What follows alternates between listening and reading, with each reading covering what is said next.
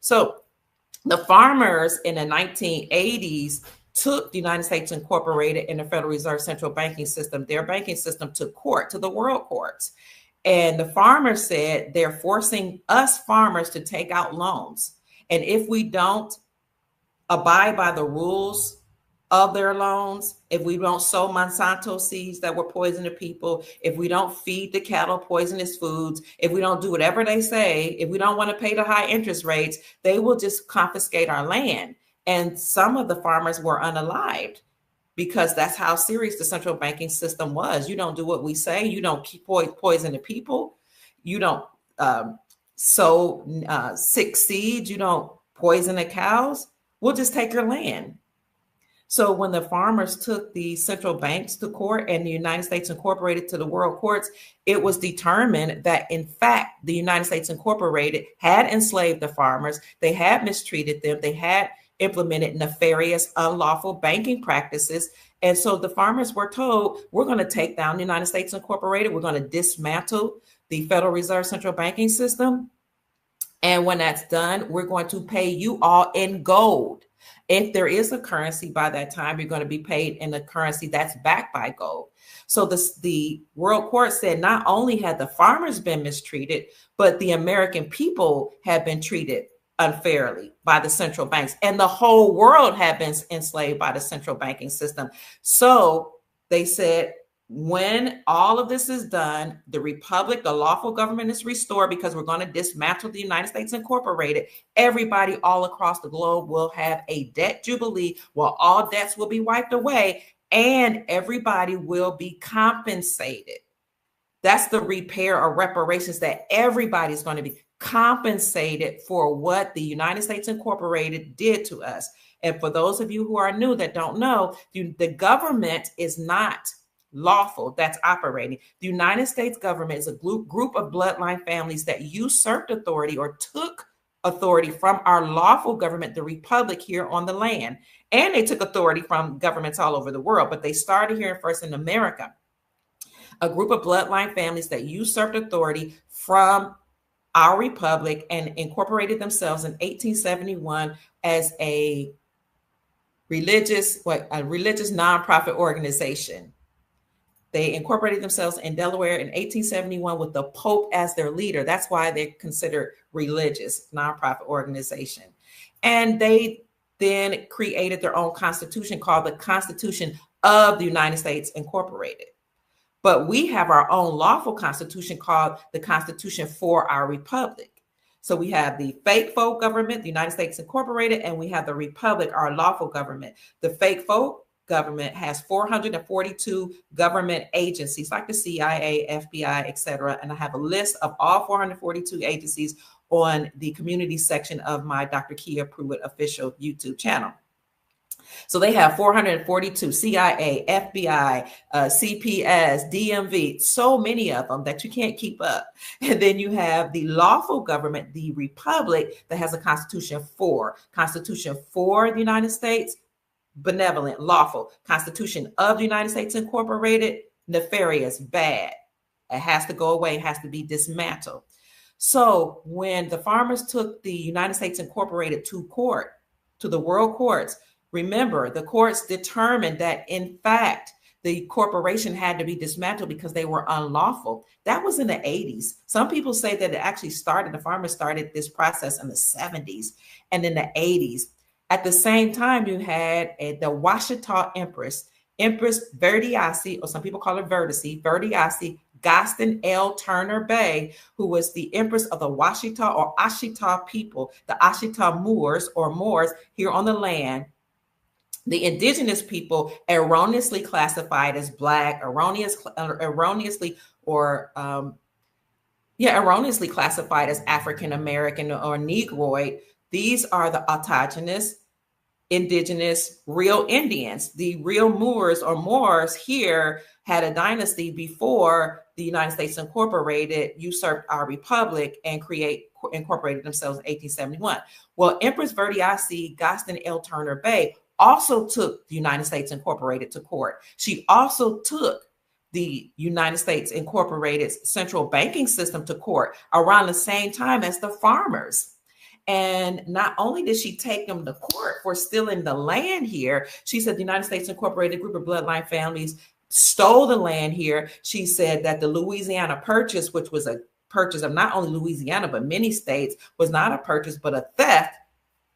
She said, I have the allodial title, and she did. She took it to court, and she said, I'm here on behalf of Black folks and all the people that have agreements with the so-called Black folks or Negroids or African American colored people here. They're not called Black. They're not African Americans. The United States Incorporated erroneously and falsified their designation. These are the indigenous people here. And she said they not only stole the land here, and I have the allodial title, but they changed their categorization, what they call it, categorization or identification. They changed their identification, and they allowed people to come here like the Chinese and Mongoloid people that crossed the Bering Strait. They allowed them to come here and settle here and steal their identity. And she said, like, we know that people are here from different countries, and, you know, that's neither here nor there, that, you know, we have agreements with them. But what is not cool is that you allow these people to call themselves indigenous when they're not.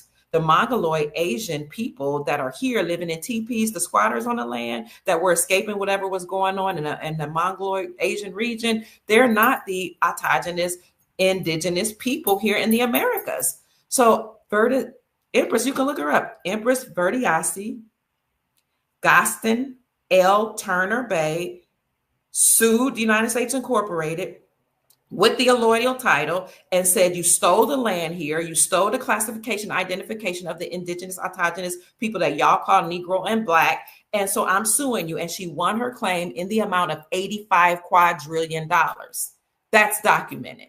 It was determined by the world courts that the Black people here, or African American people here, most of them did not come from slave ships. They are not from Africa. They originated from here, which is Turtle Island, or the land of the Moors, Mours, also known as Amorica or America, and that they had to have their land restored, their identification restored, and their wealth restored. And not only the copper-colored races here, look up the Webster's definition for American. 1828, Webster's definition for American is the copper-colored races found here by Christopher Columbus, but now applied to Europeans.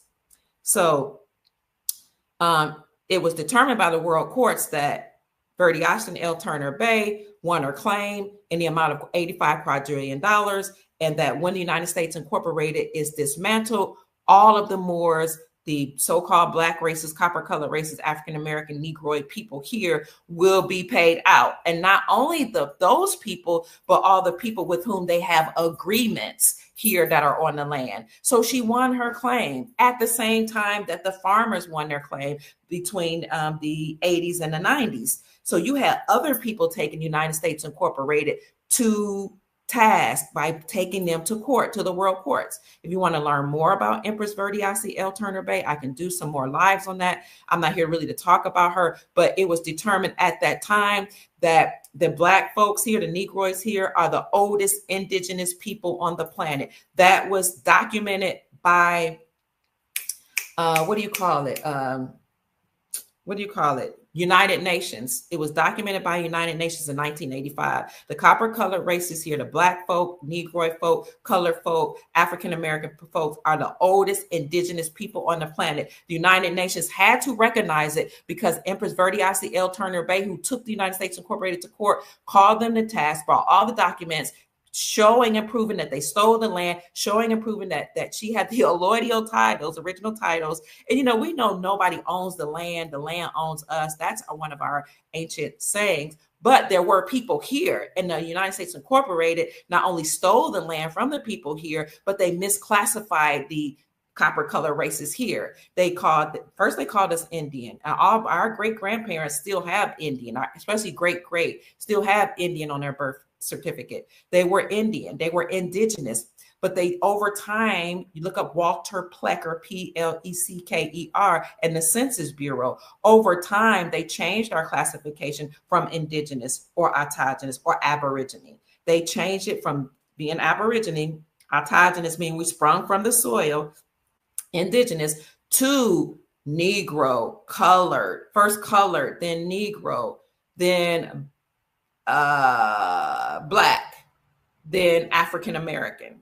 So it used to be derogatory to call us Black until, of course, they tasked James Brown with singing a song, "Say It Loud, I'm Black and I'm Proud." But, you know, all those people in the entertainment industry, they're paid by the deep state, by the fake faux government. So I still remember a time when you better not call my aunts and uncles or my daddy Black. That was a derogatory term that meant that you had no standing in law, you had no status. That was the legal status of a slave. Black was the status of the Europeans that came here. White was the status of the autogenous people that are here on the land, the Aboriginal, indigenous people erroneously classified as Black. We were classified as white. We were the white free persons. White meaning, you know, you owned the land or you had property.